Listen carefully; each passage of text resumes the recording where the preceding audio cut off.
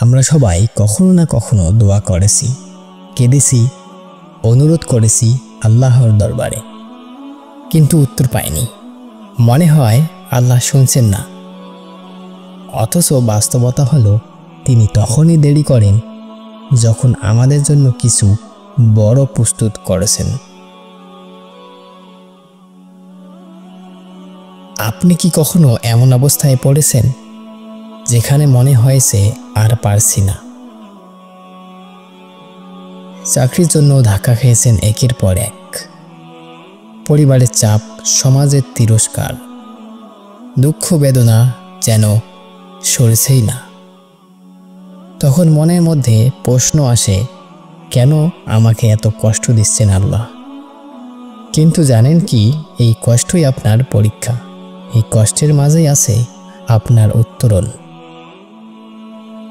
আল্লাহ সুবহানাহু ওয়া তাআলা কুরআনে বলেন, তোমরা হয়তো কোনো কিছু অপছন্দ করো, অথচ তা তোমাদের জন্য কল্যাণকর। আমরা সামনে 1 ইঞ্চি দেখতে পাই, আর আল্লাহ দেখেন পুরো ভবিষ্যৎ। তিনি জানেন আপনি এখন যদি সেটা পেয়ে যান, আপনি হয়তো ধ্বংস হয়ে যাবেন। তাই তিনি আপনাকে দেরিতে দেন, কিন্তু ঠিক সময়ে দেন। আমরা চাই সাথে সাথেই ফল। আমরা রোজা রাখি আর আশা করি আজই বদলে যাবে। আমরা সালাত আদায় করি আর ভাবি কালকেই সব ঠিক হয়ে যাবে। কিন্তু ধৈর্য ছাড়া কিছুই সম্ভব না। আল্লাহ সবচেয়ে বেশি ভালোবাসেন সেই বান্দাকে যে কষ্টের মধ্যেও তাকে ডাকতে থাকে। জীবন কখনো শেষ হয় না ব্যর্থতায়, শেষ হয় যখন আমরা হাল ছেড়ে দিই।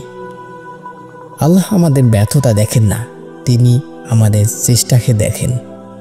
আপনি যতবার পড়ে যান না কেন, আপনি উঠে দাঁড়ালেই আল্লাহ খুশি হন। তার দয়া সীমাহীন। তিনি আপনার চোখের অশ্রু গোনেন। আপনার জীবনে দেরি হচ্ছে, সেজদায় যান, কথা বলুন আল্লাহর সাথে। তিনি শুনছেন। তিনি নীরব, কিন্তু নীরবতার মাঝেও তিনি দয়া বর্ষণ করছেন। তিনি আপনার অপেক্ষায় মূল্য দেন। তাই কখনো হতাশ হবেন না, আল্লাহ আছেন সব সময়। হে আল্লাহ, যারা কাঁদছে তুমি তাদের অন্তর প্রশান্ত করো। যারা ভেঙে পড়ছে তুমি তাদের শক্তি দাও।